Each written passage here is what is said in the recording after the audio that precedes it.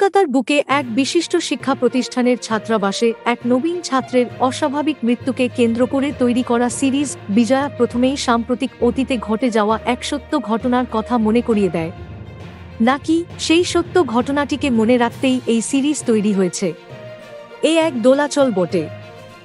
গণস্মৃতিতে যখন প্রকৃত ঘটনাটি প্রায় ফিকে হয়ে এসেছে, তখন তার দিকেই ইঙ্গিত রেখে নির্মিত ওয়েব সিরিজ এক বিশেষ উদ্দেশ্যের দিকে ইঙ্গিত রাখে।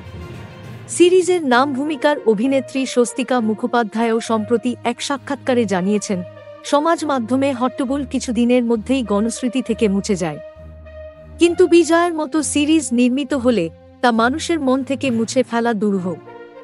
অর্থাৎ কিনা গোড়া থেকেই সায়ন্তন ঘোষাল পরিচালিত সিরিজ বিজয়া এক রকম সামাজিক দায়বোধের ভার নিজের কাঁধে রেখেছিল। এখনো পর্যন্ত বিচারাধীন ঘটনাকে ক্যামেরাবন্দি করতে গেলে যে জিনিসটি সর্বাগ্রে লাগে, তার ভালো নাম সাহস। সিরিজ দেখতে বসার আগের মুহূর্ত পর্যন্ত দর্শক সেই বিশেষ বস্তুটি পর্দায় দেখতে পাবেন বলে আশা রাখেন। Thank you so much for watching our videos. Please do like, share and subscribe our channel.